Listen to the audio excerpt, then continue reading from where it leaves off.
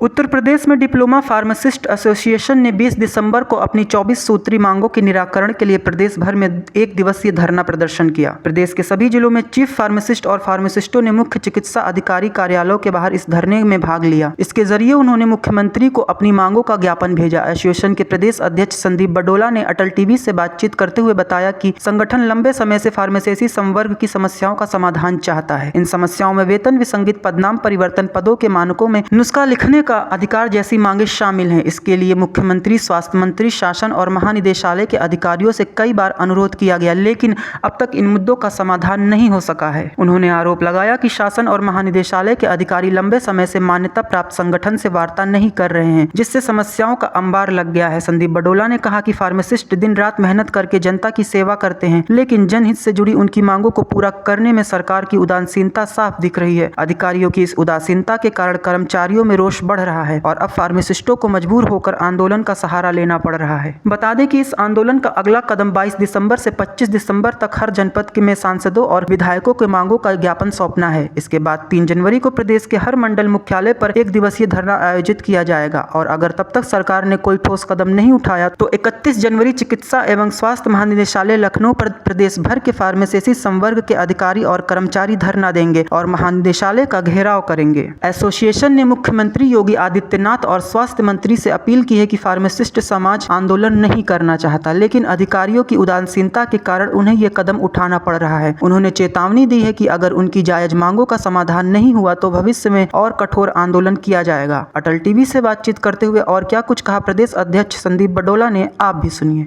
संदीप बडोला जी, आपका हमारे चैनल अटल टीवी पे बहुत बहुत स्वागत है। जी धन्यवाद। संदीप जी, जैसा देखने को मिला कि डिप्लोमा फार्मासिस्ट एसोसिएशन की तरफ से एक दिवसीय धरना प्रदर्शन किया गया है, तो ये जो प्रदर्शन किया गया है किन किन मांगों को लेकर किया गया है? ये दरअसल डिप्लोमा फार्मेसी एसोसिएशन अपनी प्रदेश स्तरीय 24 सूत्री मांगों को लेकर पिछले लंबे समय से प्रयास कर रही है जी। और मैंने माननीय मुख्यमंत्री जी, माननीय स्वास्थ्य मंत्री जी, शासन के अधिकारी, महानिदेशालय के अधिकारी से अनेकों बार जी जो हमारी जायज मांगे हैं उन मांगों को पूरा करने के लिए अनुरोध किया जी। इसमें कोई शक नहीं कि फार्मेसी स्वास्थ्य विभाग की रीढ़ है जी। और आज की तारीख में जो ग्रामीण हमारे जनता है जिसको सही मायने में सरकारी स्वास्थ्य सेवाओं की आवश्यकता होती है, मुझे कहने में कोई संकोच नहीं कि हमारे 80% ग्रामीण चिकित्सालयों को हमारे फार्मासिस्ट चिकित्सकों की अनुपस्थिति में संचालित कर रहे हैं। हमने बार बार कहा कि कुछ गैर वित्तीय मांगे हैं, इनको सरकार को पूरा करना चाहिए। माननीय मुख्यमंत्री जी ने भी मुझे पदनाम परिवर्तन PPR एक्ट लागू करने के लिए माननीय स्वास्थ्य मंत्री जी ने आश्वस्त किया, शासन से आश्वासन मिला। लगभग 1.5 वर्ष पूर्व में माननीय मुख्यमंत्री से मिला था जी। हमने स्वास्थ्य मंत्री से ने हमें आश्वासन दिया था, लेकिन शासन में वो हमारी मांगे पूरी नहीं हो पा रही हैं जी। तो मजबूर होकर मैं वेतन के उच्चीकरण को लेकर, हमने पदनाम परिवर्तन को लेकर तमाम स्टेट में, तमाम राज्यों में जहां भारतीय जनता पार्टी की सरकार है वहां फार्मासिस्टों के पदनाम परिवर्तित हो चुके हैं जी। लेकिन उत्तर प्रदेश में इसको नहीं किया जा रहा है। हम चिकित्सकों की अनुपस्थिति में हमसे OPD ग्रामीण क्षेत्र के चिकित्सालय में हमें दिखाई जाती है और हमारा फार्मासिस्ट वो काम कर रहा है। हमने कहा जब OPD आप हमसे करा रहे हैं तो हमको कुछ ऑडियो को लिखने का अधिकार मिलना चाहिए और अनेक राज्यों में ये अधिकार फार्मासिस्टों को मिला है। फार्मासिस्ट के योग्य इसकी एजुकेशन फार्मासिस्ट को मिलती है जी। ऐसे ही हमारे तमाम चिकित्सालय ऐसे हैं जी। सामुदायिक स्वास्थ्य केंद्र माननीय मुख्यमंत्री जी के निर्देश, सरकार के निर्देश है कि 24 घंटे संचालित होंगे, 24 आवर्स राउंड द क्लॉक जी। मात्र 2 फार्मेसिस्ट सामुदायिक स्वास्थ्य केंद्रों में नियुक्त हैं जी। 2 pharmacist round the clock 24 hours जहां 1000-1500 मरीज प्रतिदिन आ रहे हैं, कैसे काम करेंगे?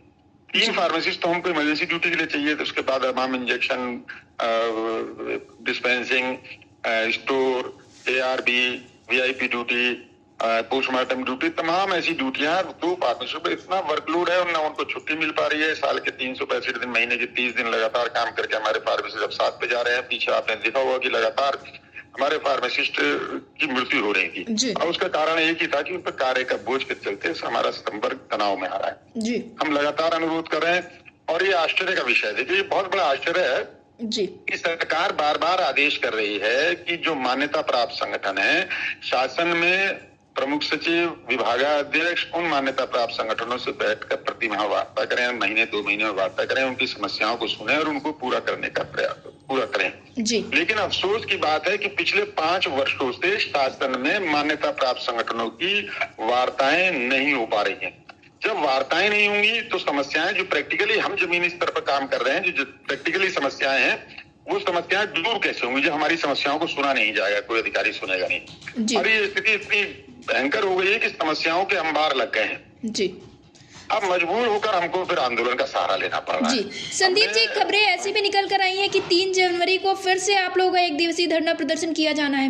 हमने पहले आज से कम 20 दिन पहले मैं शासन को और महानिदेशालय को नोटिस दे चुका हूँ कि हम 20 दिसंबर को 1 दिवसीय मुख्य चिकित्सा अधिकारी कार्यालय पर धरना देंगे, जिसके तहत हमारे प्रदेश के 75 जनपदों में मुख्य चिकित्सा अधिकारी कार्यालय पर धरना देकर हमने ज्ञापन देने का काम माननीय मुख्यमंत्री जी को किया। जी। इसके बाद हमारा आज 22 तारीख से 25 तारीख तक प्रत्येक जनपद के, प्रत्येक शहर के माननीय विधायक, माननीय सांसदों को अपनी समस्याओं का ज्ञापन देकर माननीय मुख्यमंत्री जी को भिजवाना है। ये कार्यक्रम मेरा पूरा प्रदेश में चल रहा है।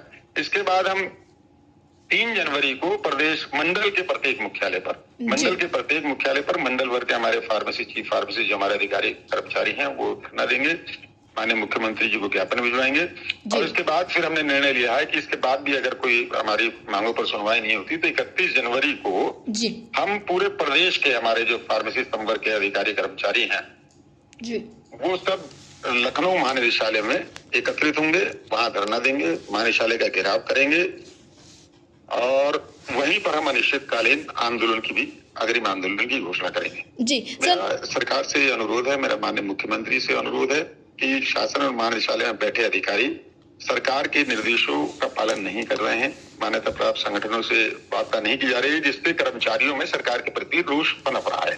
जी। ऐसे अधिकारियों को सचेत किया जाए, उनको निर्देशित किया जाए और जो हमारी जायज मांगे जो जनता से जुड़ी हुई, हमारी तमाम मांगे जनता से जुड़ी हुई हैं, जी। जो चिकित्सालयों के उद्धार के लिए, चिकित्सालयों के उत्थान के लिए जनता से जुड़ी हुई। मैं स्पष्ट रूप से मानता हूं कि प्रदेश सरकार इस प्रदेश को विकास के रास्ते पर ले जाने के लिए पूरी तरह से प्रयास कर रही है, रास्ते पर ले जाने के लिए दृढ़ संकल्पित है।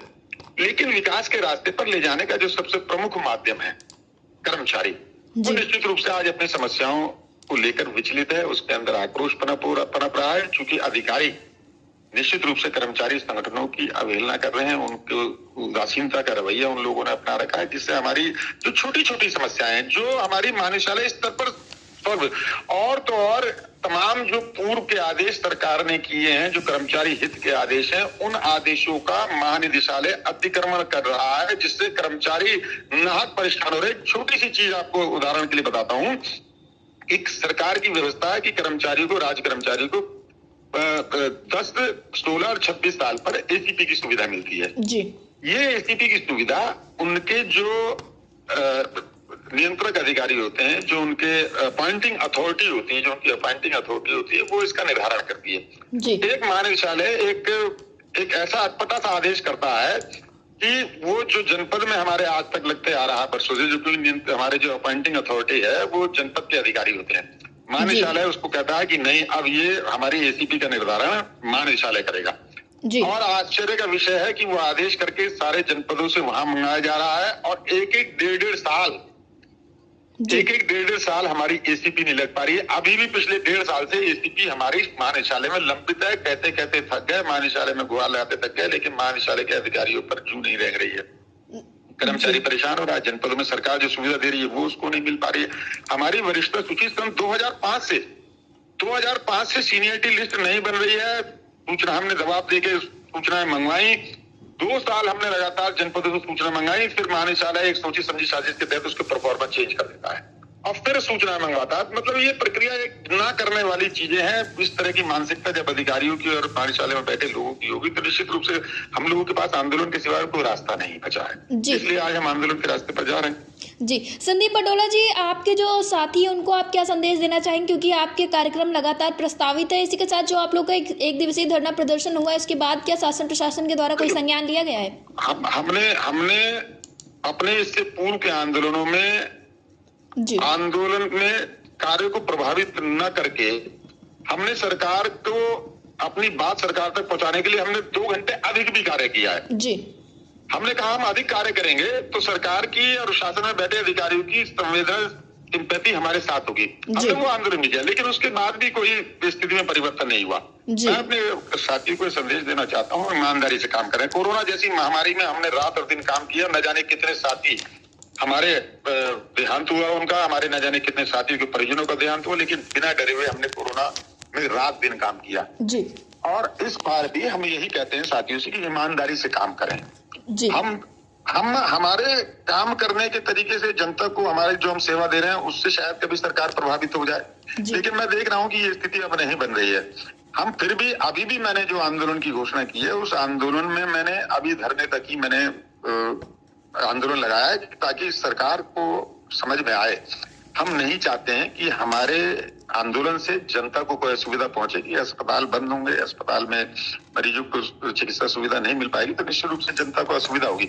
हम जनता को असुविधा नहीं पहुंचाना चाहते हैं, इसीलिए मैंने 31 जनवरी तक का जो कार्यक्रम दिया है इसमें हमने धरने का कार्यक्रम दिया है।